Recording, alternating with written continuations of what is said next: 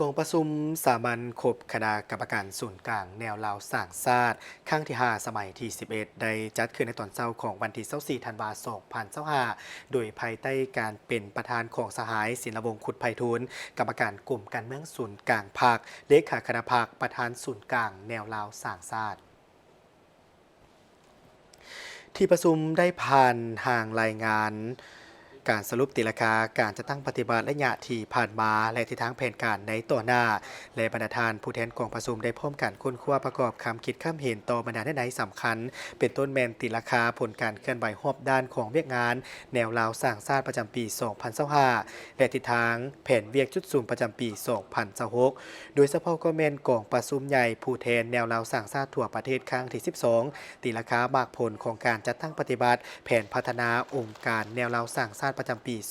2025และทิศทางแผนการประจำปี2026โดยได้กำหนดคาดหมายสู่โซนในต่อหน้าซึ่งจะเพิ่มทวีการเต้าโฮมความสามัคคีเป็นปึกแผ่นแน่นหนาของปวงชนลาวทางชาติเป็นเจ้าการในการสมทบกับองค์การจัดตั้งภาครัฐองค์การภาคีบรรดาการจัดตั้งสังคมเพื่อช่วยหนุนซึ่งกันและกันพร้อมการจัดตั้งปฏิบัติแนวทางนโยบายมติคำสั่งของพรรคระเบียบกฎหมายในการแก้ไขบรรดาปรากฏการณ์ย่อโทษในสังคมปรับปรุงกฎหมายนิติกรรมที่เกี่ยวข้องแนวลาวสร้างชาติให้ถูกต้องสอดคล้องกับมติของพรรครัฐธรรมนูญและความยังห้องต้องการของหน้าที่การเมืองระยะใบพันขยายเนื้อใน4เสริมสร้างของแนวลาวสร้างชาติให้ปรากฏผลเป็นจริงยิ่งขึ้นปลุกระดมคนขวายสร้างเศรษฐกิจเพิ่มรายรับและเสริมขยายสิทธิเป็นเจ้าตนเองของประชาชนและสร้างเงื่อนไขสุขยู่ให้ประชาชนได้มีส่วนร่วมในการคุ้มครองของรัฐคุ้มครองสังคมให้หลายขึ้น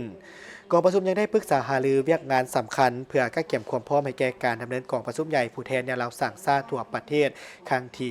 12ตีราคาผลการเฉลิมฉลองวันสร้างตั้งแนวลาวสร้างชาติครบรอบ75ปีและประกอบคำคิดคำเห็นต่อห่างข้อตกลง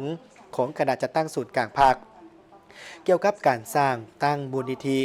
สามัคคีพัฒนาแนวลาวสร้างชาติพร้อมทั้งรายงานเกี่ยวกับเป้าหมายในการได้รับการย่องยอและเป้าหมายที่จะเสนอย่องยอระดับชาติตรวจแทนลงสมัครเลือกตั้งเป็นสมาชิกสภาแห่งชาติสุทธิ10ประเมินและเสนอบุคลากรแนวลาวสร้างชาติสมัยที่12ตื่มอีก